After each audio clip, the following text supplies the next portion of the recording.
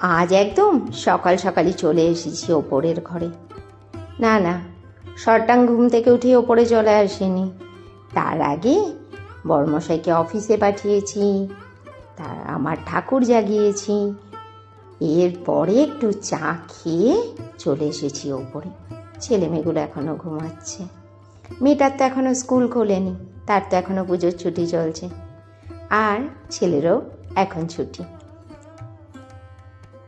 এই জন্য ওরা এখন একটু বেলা অবধি ঘুমোচ্ছে, ঘুমুক। আর দেখেছ কেমন যেন একটা ঠান্ডা ঠান্ডা ভাব পড়ে গেছে। ভালো লাগছে এই ওয়েদারটা। যদিও বা এই ওয়েদার চেঞ্জের সময় প্রতিটা ঘরে ঘরেই সবার শরীর খারাপ হয়। আমার বাড়িতেও তার থেকে ছাড় পায়নি। বাড়ির সবারই কম বেশি সর্দি কাশি জ্বর লেগেই গেছে।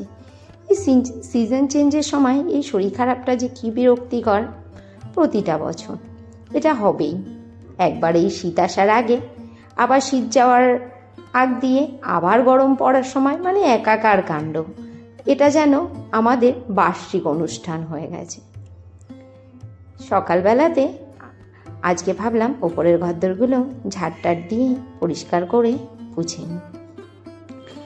আমার এই ওপরের ঘরগুলো কিন্তু প্রতিদিন পোছা হয় না।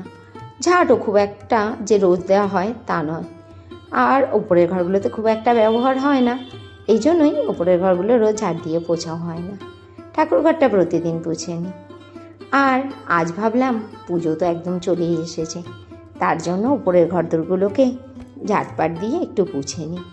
ওই যে দীপাবলি কালী পুজো, জানো আজ আমার মনে খুব আনন্দ হচ্ছে। কেন আনন্দ হচ্ছে সঙ্গে থাকো, অবশ্যই বলবো। আর উপরের ঘরগুলো আমি জানো তো হাত দিয়েই পুছে নিই। মপ দিয়ে পুছলে আমার ঠিক পছন্দ হয় না। হোয়াইট কালারের ফ্লোর তো, আর যেহেতু সপ্তাহে একদিন দুদিন মোছা হয়, যার জন্য নোংরাগুলো থেকেই যায়। নিচের ঘরগুলো আমি মপ দিয়ে মুছি। ওপরের ঘরগুলো যেদিন লাগে পরিষ্কার করতে, সেদিন পাক্কা 1.5 ঘন্টা লেগে যায় ঝাড় দিয়ে পুছে নামতে। তারপরে এসে নিচের ঘরের কাজগুলোও সেরে ফেলেছি। এরপরে রান্না। হ্যাঁ, রান্না তো করতেই হবে, আর নইলে খাবো কি। আলু বরবটি ভাজা করলাম, ওইদিকে ভাতটাও হচ্ছে। আর আজও সেই চিকেন। আমার ছেলে মেয়ে যে চিকেন খেতে কী ভালোবাসে, যাকে ওরা যেটা ভালোবাসে সেটা রান্না করাই ভালো।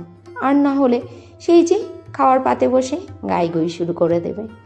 জানো আজ আমার খুব আনন্দ হচ্ছে।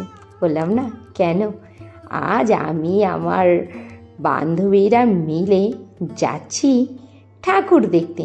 অনেক বছর বাদে আমার বান্ধবীরা আর আমি মিলে বেরোচ্ছি। আর আমার বান্ধবীর বৌদিও যাবে, তার মেয়েও যাবে, আর এদিকে প্রতিষ্ঠা আর আমার বান্ধবীর মেয়ে। উফ, কী যে মজা হচ্ছে। অনেক বছর বাদে আজকে 3 বান্ধবী সঙ্গে বেরিয়েছে। আর এনারাও 3 জনা দেখলাম বেশ ওরাও বান্ধবী হয়ে গেছে।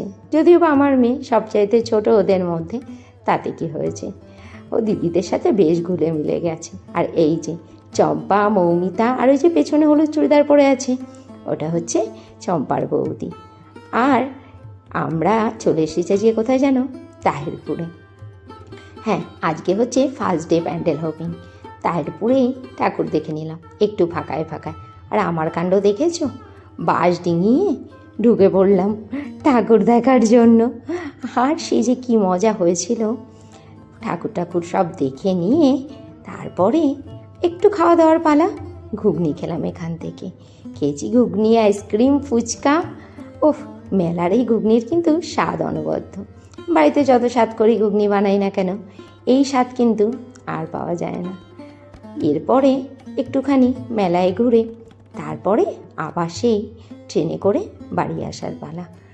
সবাই প্রচুর হেঁটেছি জানো, আমরা হেঁটে হেঁটে ঠাকুর দেখার মজা কিন্তু আলাদা। তারপরে সবাই প্রচণ্ড ক্লান্ত, চলে এসেছি স্টেশনে। এখানে এসে সবাই একটু বসে আছি, ট্রেনের জন্য অপেক্ষা করছি। আর একটুখানি গল্প। বেশি দেরি হয়নি জানো, বিকেলই বেরিয়েছিলাম তো, তাই সন্ধ্যায় ঠাকুর দেখা কমপ্লিট হয়ে গেছে। উঠে পড়েছি আমরা সবাই ট্রেনে। আর এখন যাব বাড়িতে। এখন রাত্রে 8টা মতো বাজে। আর আজকে ব্লগটা এখানেই শেষ করছি।